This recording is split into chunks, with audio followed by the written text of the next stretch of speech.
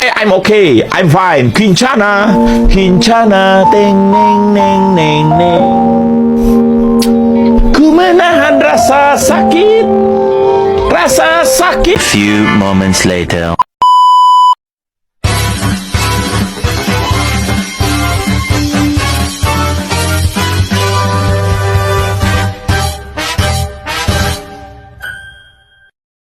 Assalamualaikum warahmatullahi wabarakatuh. Perkenalkan, nama saya Arfah Azharia Pohan, jurusan Ekonomi Syariah, NIM 2040200-160.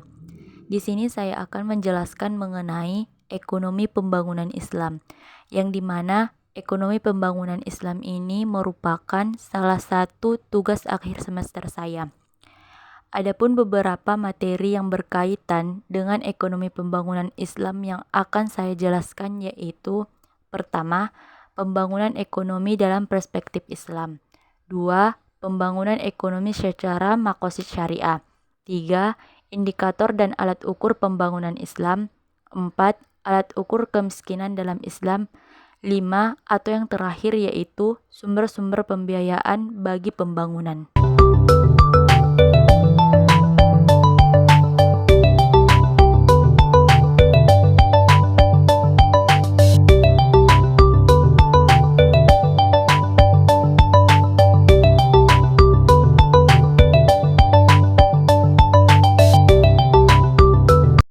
Baik, pembahasan yang pertama yaitu pembangunan ekonomi dalam perspektif Islam, yang dimana pertumbuhan ekonomi dalam perspektif menurut Islam bahwasanya Islam mempromosikan kemakmuran ekonomi yang bermanfaat.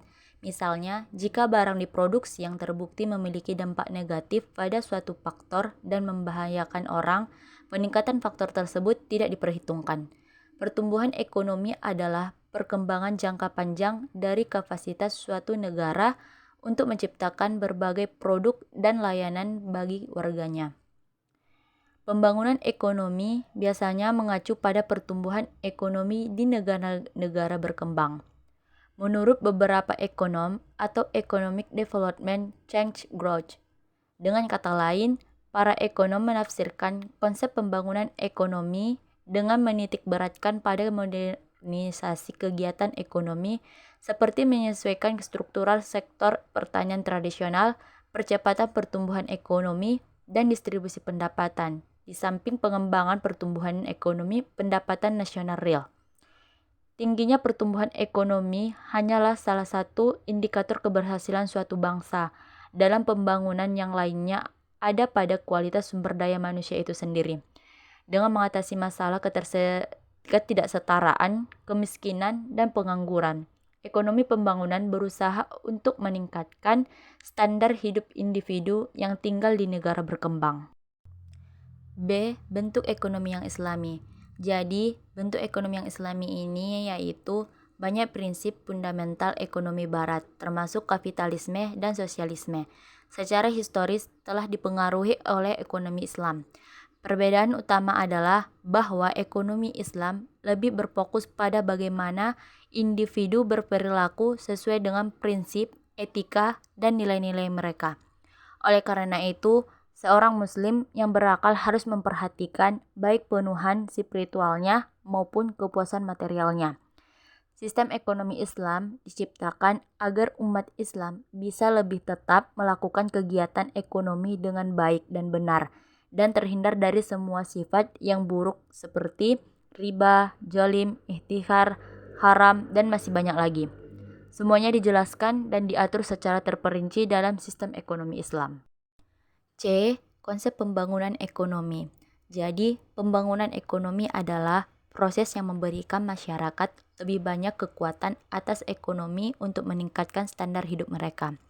Dengan kata lain, lebih banyak pertimbangan harus diberikan pada beberapa landasan intelektual budaya Islam ketika menerapkan konsep pertumbuhan Islam, yaitu ada beberapa. Yang pertama, tauhid menunjukkan keesaan dan kedaulatan Allah. Dan yang kedua yaitu rububiyah, ingin menekankan pentingnya makanan, nutrisi yang tepat, dan perjuangan manusia untuk kesempurnaan. Dan yang ketiga yaitu khalifah dipandang mengambil peran manusia sebagai khalifah Allah di bumi dan secara khusus bertugas mengabdi pada Allah dan menyebar dampak lingkungan yang positif. Dan yang keempat yaitu takziah, mengandung makna bahwa individu harus mampu menjalani hubungan dengan Tuhan, individu lain, alam, masyarakat, dan negara. Dan yang kelima yaitu konsep tanggung jawab, mengacu pada bagaimana orang melihat peran mereka di akhirat, termasuk efeknya pada kehidupan mereka sekarang dan di masa depan. D. Prinsip-prinsip umum pembangunan ekonomi dalam Islam. Perlu kita ketahui bahwa pengangguran dan kesenjangan dilakukan dengan cara yang dibolehkan dalam syariat, khusus pada hal-hal yang belum diperoleh petunjuk pelaksanaannya. Maka pemerintah dan pelaku usaha berijtihad dalam koridor akidah, syariah, dan akhlak mulia. Karena kaidah pokok adalah segala usaha manusia menyangkut pembangunan duniawi yang tidak ada larangannya, hukumnya boleh. Sebab itu, siapapun yang ada menjadi melakukan pembangunan atau pelaku ekonomi memiliki kebebasan berinovasi dan kreasi sepanjang. Maka ada beberapa prinsip-prinsip umum pembangunan ekonomi dalam Islam. Yang pertama yaitu kepemilikan, yang dimana kepemilikan individu dihargai dan dihormati semua orang sehingga siapapun merasa aman dan nyaman. Dan yang kedua yaitu kepemilikan umum. Al-Quran memberi peringatan sebagaimana disebutkan dalam Quran Surah Abasa, yaitu dengan arti maka hendaklah manusia memperhatikan makanannya. Dan yang ketiga yaitu kepemilikan negara, yang dimana kepemilikan negara ini adalah sumber-sumber pendapatan negara adalah untuk negara. Negara yang mengatur pemanfaatannya untuk keperluan keamanan dan ketertiban negara, termasuk fasilitas dan infrastruktur lainnya yang menyangkut hajat hidup rakyatnya dari semua kepemilikannya.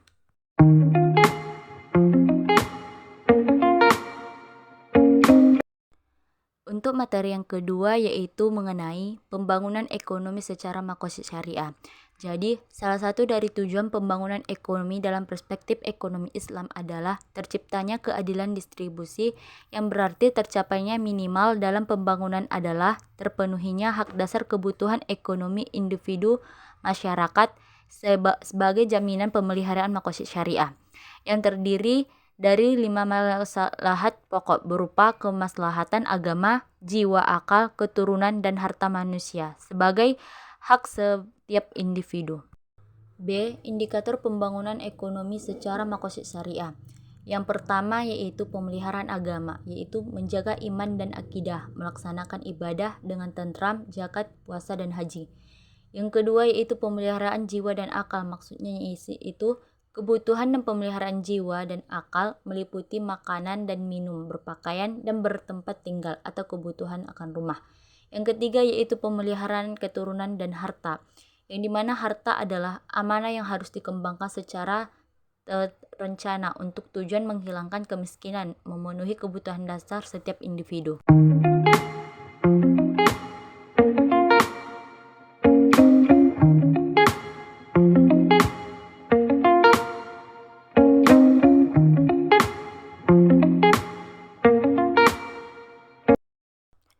Dan materi yang ketiga yaitu indikator dan alat ukur pembangunan Islam.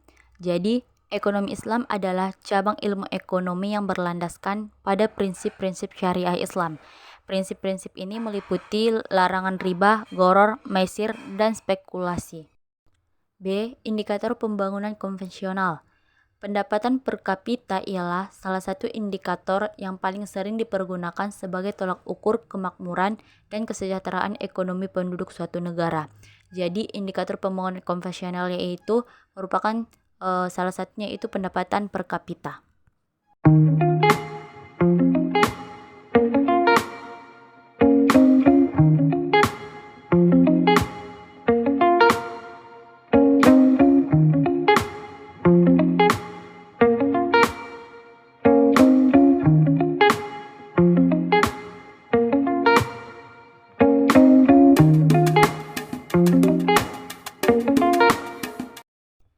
Dan untuk materi yang keempat yaitu alat ukur kemiskinan dalam Islam. Jadi, ukuran kemiskinan konvensional ada terbagi di beberapa. Yang pertama garis kemiskinan, yang dimana garis kemiskinan merupakan penjumlahan dari garis kemiskinan makanan atau GKM dan garis kemiskinan non-makanan atau GKNM. Dan yang kedua yaitu indeks kemiskinan manusia atau Human Property Index, yaitu salah satu indikator yang dikembangkan oleh UNDP untuk melengkapi indeks pembangunan manusia. Dan yang selanjutnya yang ketiga yaitu indeks kemiskinan multidimensi global atau Global Multidimensional Property Index, yang dimana ini adalah salah satu alat untuk mengukur kemajuan terhadap pencapaian Sustainable Development Goal atau SDG pertama. Dan yang keempat yaitu model keluarga sejahtera BKKBN. B. Alat ukur kemiskinan dalam Islam. Sementara dalam alat ukur kemiskinan dalam Islam ini ada 4. Yang pertama yaitu Had Kifayah Basnas, kedua model CBS, dan ketiga indeks kesejahteraan Basnas, yang keempat garis kemiskinan zakat atau zakat property line.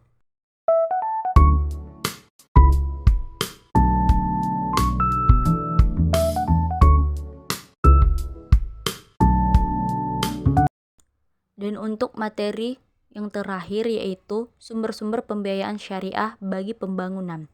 Yang pertama yaitu tentang kesenjangan uang, yang dimana salah satu penelitian empiris penting mengenai pemanfaatan instrumen keuangan Islam di pasar adalah penghapusan salah satu masalah besar dalam pembiayaan investasi di negara-negara berkembang, yaitu kesalahan dalam struktur pembiayaan sebagai akibat rasio utang terhadap ekuitas yang tinggi.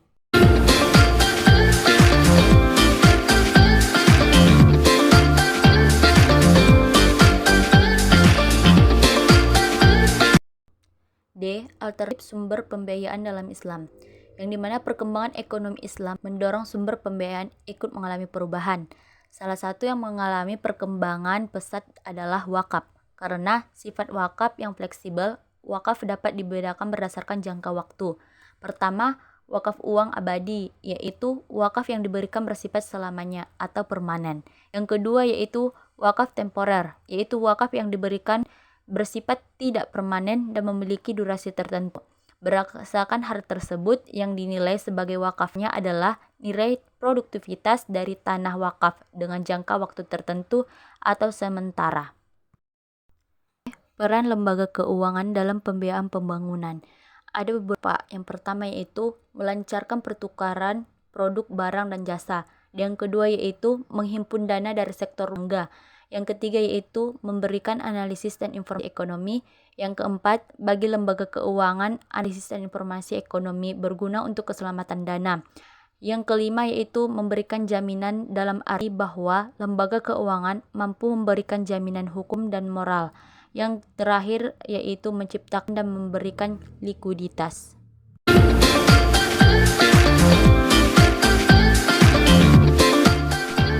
Mungkin cukup sekian dari penjelasan saya.